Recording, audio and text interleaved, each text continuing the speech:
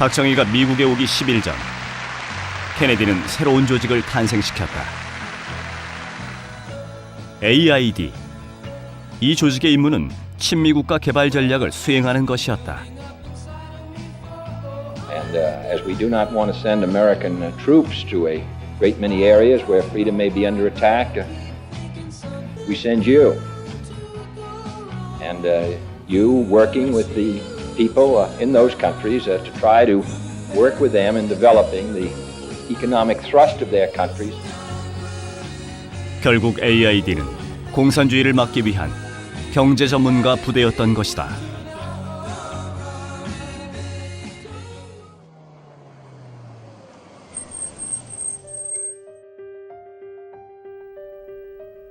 일본 방문을 마친 박정희가 워싱턴에 도착했다. 케네디는 일본과의 관계 개선에 적극적인 박정희를 밀어줄 생각이었다. 그래서 백악관에 초대까지 해준 것이다. 그런데 회담 도중 박정희는 특별 원조를 요청했다. 우리는 경제개발 계획을 작성 중이다.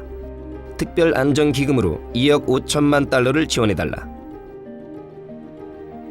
케네디는 내심 당황했다. 이미 그는 박정희의 경제개발 계획에 대해 알고 있었기 때문이다. 석 달 전 미국 대사가 박정희에게 직접 경고를 보냈다. 당신들이 만든 경제개발 계획은 현실성이 없다. 몇몇 경제학자들이 수작업으로 만든 것임을 미국은 이미 파악하고 있다. 버거의 말은 정확했다. 박정희의 경제참모조차 허술하게 작성했다고 인정할 정도였다. 그런 경제계획에 케네디가 특별 원조를 해줄 수는 없었다. 그리고 실무진 회담에서 AID 처장은 미국이 무엇을 원하는지 정확하게 밝혔다.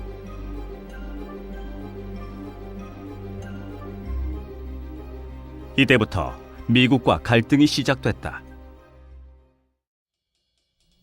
미국 경제 전문가들은 냉정하게 비판했다. 현실을 무시하고 설정한 7.1% 성장률은 지나치게 높다. 그리고 수출 전략도 없다.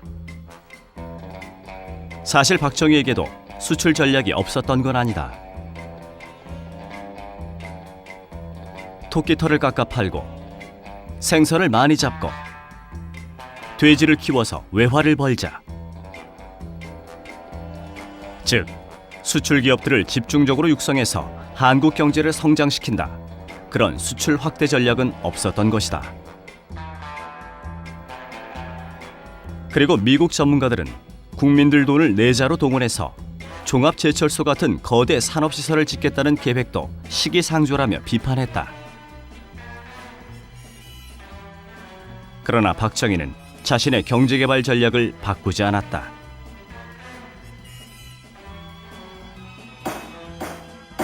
연 평균 성장률 7.1%나 되는 경제개발 5개년 계획을 강력히 추진할 것을 결정하였고,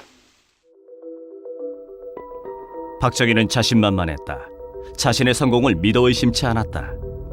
이 때문에 그는 그동안 감춰왔던 자신의 생각을 거리낌 없이 드러내기 시작했다.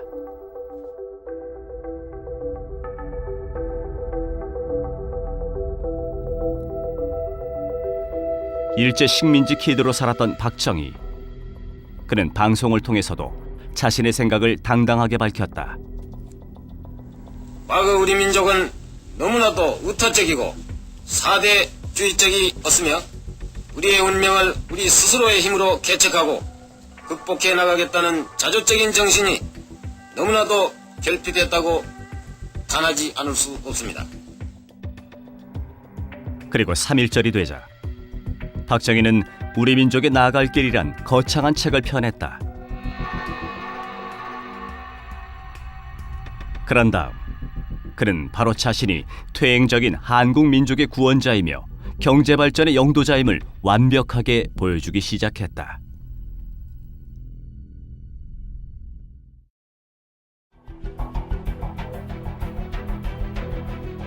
(1962년 5월) 증권시장이 파탄이 났다.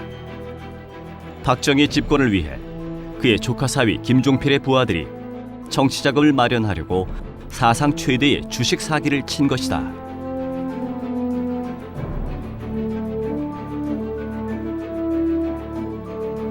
김영욱의 증언에 의하면 이때 김종필이 긁어 모은 돈의 일부는 박정희에게 상납됐고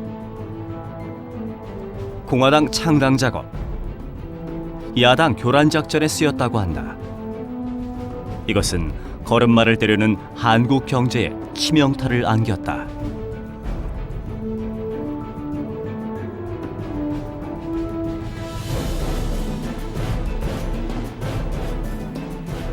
하지만 그게 끝이 아니었다. 박정희는 더 큰 사고를 쳐버렸다. 박정희는 사전 조사도 안 해보고 기존 화폐를 폐기하고 새 화폐를 발행했다. 게다가 예금한 돈까지 자유롭게 인출하지 못하게 했다. 그 때문에 돈의 유통이 멈춰 경제가 마비되며 한국 전체가 대혼란에 빠져버렸다. 이런 광경을 바라보며 버거 대사는 입을 다물지 못했다.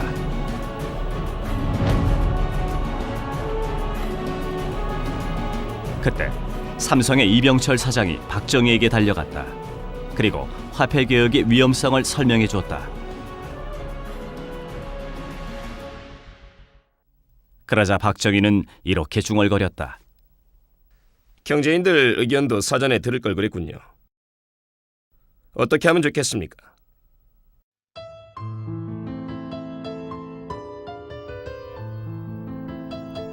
그때부터 미국도 박정희를 어떻게 하면 좋을까 깊은 고민에 빠졌다. 그들은 박정희에 대한 지지 정책을 심각하게 재고해야 한다. 그런 논의까지 벌였다. 이것은 박정희에게 최대의 위기였다. 지하 자금을 동원해 경제 개발에 쓰겠다며 화폐 개혁을 했던 건데 막상 저지르고 보니 지하 자금은 몇 푼이 안 됐다. 그 대신 경제적 혼란과 피해는 상상을 초월했다. 전체 공장의 절반 이상이 가동을 멈추는 사태까지 발생했다.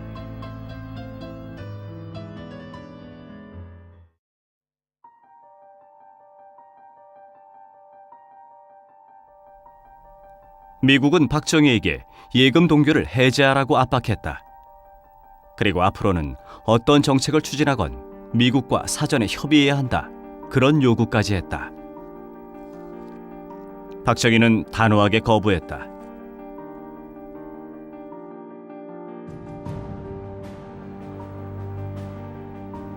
그러자 버거는 조용히 말했다.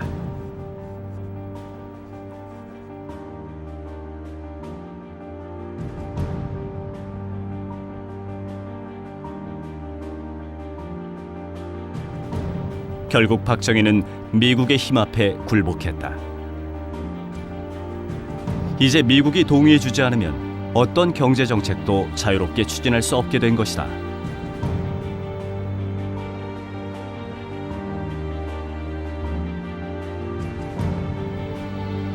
그리고 박정희의 참모들이 대거 물러나게 됐다.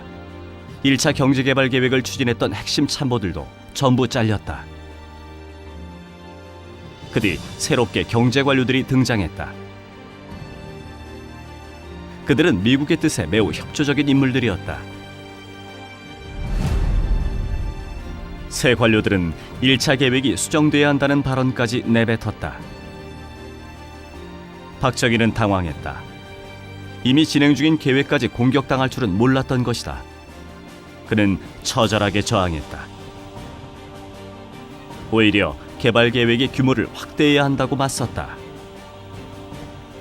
그러자 미국은 전면에 나서 필살의 무기를 빼들었다. 한국 언론을 통해 박정희의 경제정책에 직격탄을 날린 것이다. 그 당시 한국은 미국의 원조가 끊기면 붕괴하는 나라였다. 이 기사를 본 한국 국민들은 동요할 수밖에 없었다. 권력 유지를 위해 국민들의 지지가 필요했던 박정희. 결국 그는 미국의 힘 앞에 완전히 무릎을 꿇었다.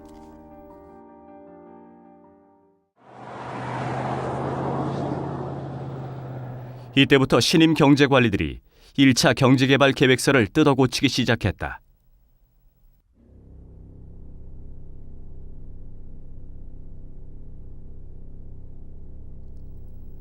이때 미국은 비밀리에 구체적인 요구사항을 전달했다.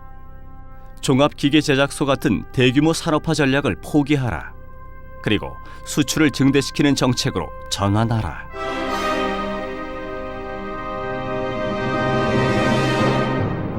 미국은 인정사정이 없었다.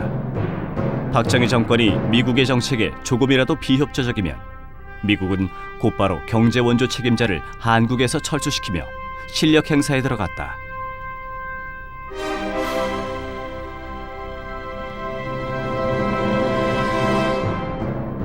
그리고 마침내 미국의 핵심 요구 사항이 전부 들어간 새로운 경제개발 계획서가 그 모습을 드러냈다.